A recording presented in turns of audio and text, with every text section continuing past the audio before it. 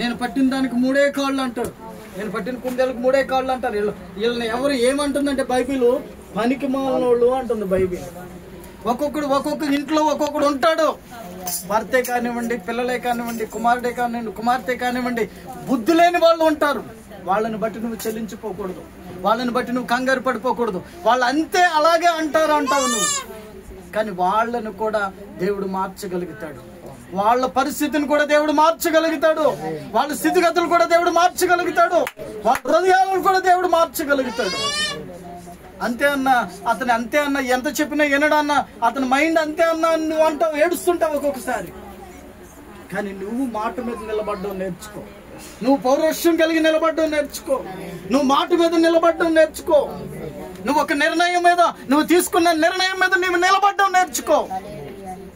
అప్పుడు దేవుడు నిన్ను మారుస్తాడు, నీ కుటుంబాన్ని మారుస్తాడు, నీ వ్యక్తిగత జీవితాన్ని ఆశీర్వదిస్తాడు.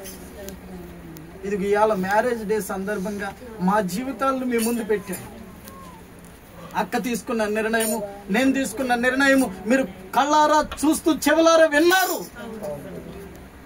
ఎవరో చెబితే, ఎవరో పెద్దోళ్ళు చెబితే, సూటు బూటు వేసుకుని టీవీలో ఇంటర్వ్యూలు ఇచ్చి చెబితే, అబ్బా బాగా చెప్పాడు పాస్టర్ గారు, బాగా చెప్పాడు, ఆ అన్న సాక్ష్యం బాగుంది అని మీరు కంగారు పడిపోయి ఉర్రోట్లు ఆగుతుంటారు.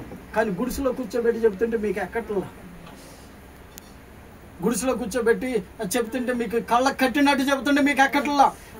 మా నిజ జీవితాలు మీ కళ్ళ మీద నువ్వు ఉన్నాయి, మా నిజ జీవితాలు, మేము అనుభవించిన అనుభవాలు మీ కళ్ళ ముందు ఉన్నాయి.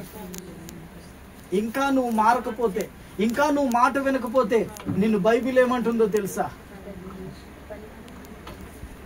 హల్లెలూయా, హల్లెలూయా. ఆ మాట ఇప్పుడు దాకా చెప్పాను, నేను ఇక్కడ చెప్పాల్సిన అవసరం లేదు. నిన్ను బైబిల్ ఏమంటుందో తెలుసా? నువ్వు ఇంకా వినకపోతే, మారకపోతే. జాగ్రత్త, జాగ్రత్త, జాగ్రత్త. అంచె దినాల్లో నీవున్నావు, అపాయకరమైన రోజులు ముంచుకొస్తూ ఉన్నాయి. ఇంకా నీవు మారకపోతే, ఇన్ని వాక్యాలు నువ్వు మారకపోతే, ఇంకా నీవు తీసుకున్న నిర్ణయం మీద నీవు నిలబడడం నీకు చేత కాకపోతే, దేవుడు నిన్ను ఎలాగో ఆశీర్వదిస్తాడు అనుకుంటున్నావు? దేవుని ఆశీర్వాదం కావాలనుకుంటున్నావు? ఇదిగో నీకు పిల్లల్ని ఇచ్చాడు, చంటి బిడ్డలను ఇచ్చాడు, కుటుంబాన్ని ఇచ్చాడు, మంచి భర్తని ఇచ్చాడు, మంచి భార్యని ఇచ్చాడు. నా దేవుని ప్రియులారా, వారిని దేవుని సంఘంలోనికి నడిపించాలి, వారిని దేవుని మందిరంలో కూర్చుండి పెట్టాలంటే నువ్వు తీసుకున్న నిర్ణయం మీద నీవు కట్టుబడి ఉండాలి. ఒక మంచి నిర్ణయం తీసుకుందాం, ఒక మంచి నిర్ణయం తీసుకుందాం. ప్రభు సహాయం చేయండి ఆయన.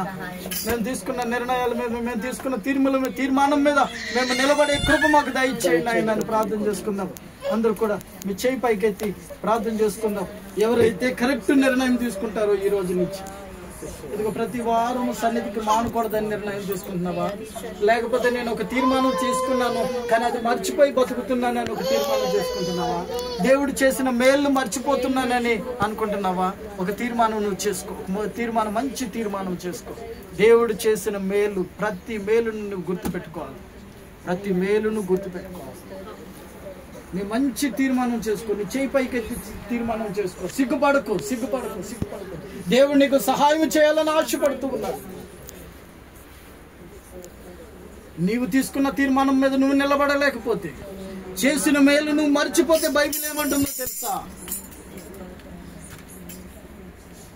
మోటివాడంట, మూర్ఖుడంట, పనికి మాలిన వాడంట. దేవుని పిల్లారా, ఆ కోవలోకి నువ్వు వెళ్ళకూడదు, ఆ పరిస్థితుల్లోనికి నువ్వు వెళ్ళకూడదు. నువ్వు పట్టిందే నువ్వు అనుకున్నదే చేయాలని అనుకుంటున్నావేమో, అది మూర్ఖత్వమే అవుతుంది. కనుక దేవుని నిర్ణయానికి కట్టుబడు, దేవుని వాక్యానికి కట్టుబడు, దేవుని సంకల్పానికి కట్టుబడు. నీ తల్లిదండ్రుల మాట వినడం నేర్చుకో, నువ్వు మూర్ఖత్వంగా ప్రవర్తించుకో. నీ భర్త మాట నీ వినడం నేర్చుకో, మూర్ఖత్వంగా ప్రవర్తించుకో. నీ భార్య మాట నీ వినడం నేర్చుకో, మూర్ఖత్వంగా ప్రవర్తించుకో. నువ్వు ఎంతకాలం వ్యర్థంగా గడిపేస్తావు నీ జీవితాన్ని? ప్రార్థన చేసుకుందాం, అందరూ కూడా ప్రార్థన చేసుకుందాం. రమేష్